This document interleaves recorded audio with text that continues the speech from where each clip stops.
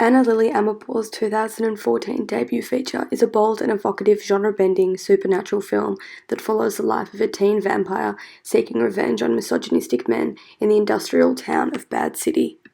One of the first shots of the scene shows the girl, played by Sheila Van, dancing with an absurd and deformed style in her bedroom. With the low-key lighting, the shadows convey the location of this shot to be taken in an underground lair or bunker. The girl's physical and facial characteristics initialize the dark and sinister ambiance to the scene. The location of this scene contrasts the girl's double life, Iranian teen girl by day, deadly vampire by night. Although this is not yet known to the audience, the cracks in the walls, tied together with stereotypical posters of Margaret Atwood and other feminist icons, along with Iranian pop stars, creates a visual metaphor for her alter ego. During this scene, the lazy techno beat is playing diegetically through what looks like a stereo.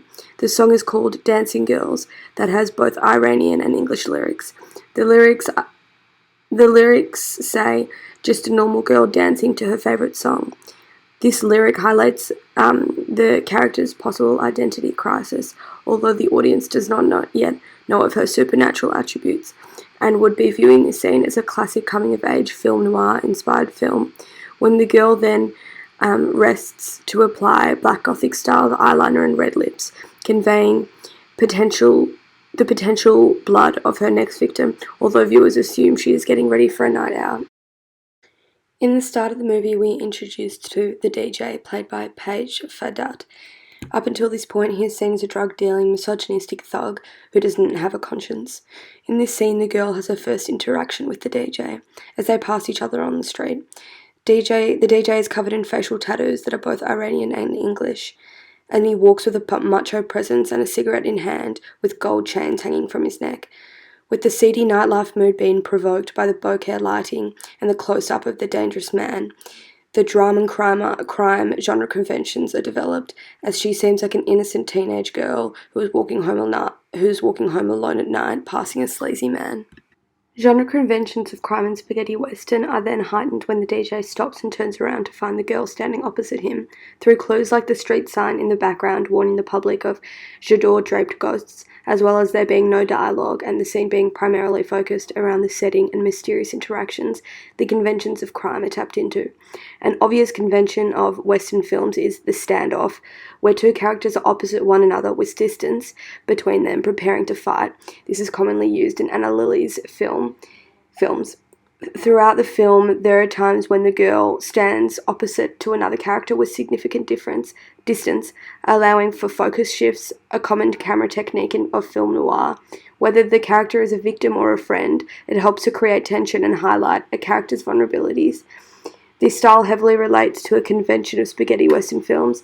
As the DJ approaches the girl and assumes she is a prostitute, the use of an over-the-shoulder high-angle mid-shot presents the girl to the audience as an intimidated and innocent girl.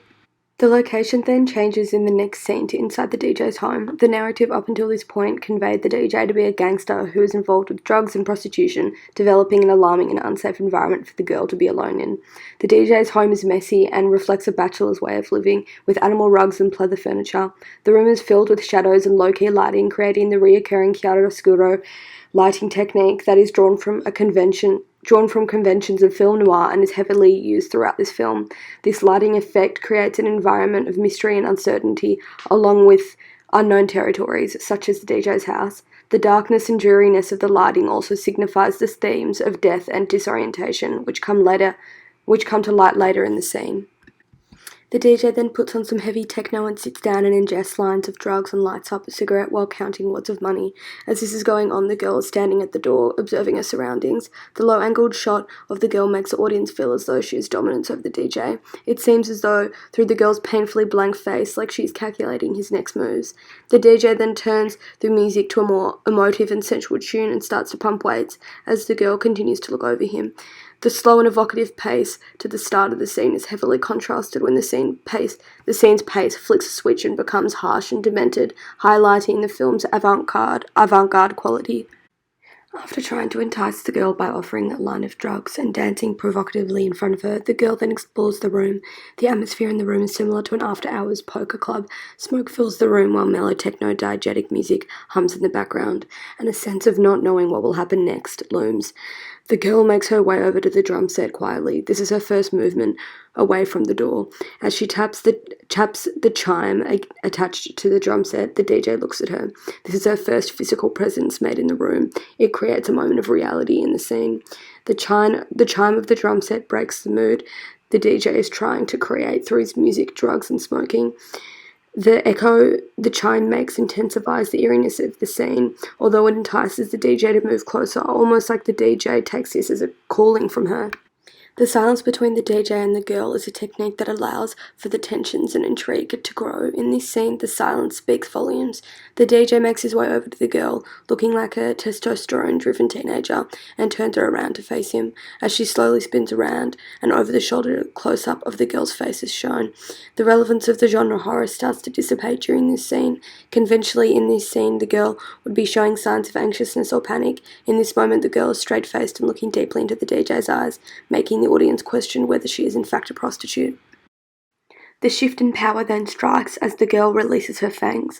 The DJ is cautious and backs away. The girl's face is still stagnantly blank. The girl then lifts the DJ's hand back into her mouth. As she seductively sucks on his finger, she deadlocks his eyes. The girl then slowly bites off his finger. In a conventional horror piece, there are jump scares, disorientated shots, and fast-paced editing, whereas this scene is painfully slow. When the girl bites off the finger, the film's themes and narrative directions shift. The narrative up until this point was a genre-bending, edgy teen film. Within seconds, the essence of the film is changed to a vampire feminist thriller. This unique narrative style pays homage to Anna Lily Amirpour's unique individual style as a screenwriter and director. The girl slowly pulls the finger out of her mouth as the DJ is screaming. Her ulterior life has now been unveiled to the audience. As the girl pulls the finger out, she grins slightly at the sight of the DJ howling in pain. Character and narrative conventions of thriller films usually follow male protagonists who seek to repair the equilibrium. The antagonist is known to have a hidden identity and take revenge on people who have wronged them. This film shows numerous connections to the genre of thriller, as its use of low-key lighting, it's shot in black and white, and conventional camera techniques, but narratively, the character conventions are swapped.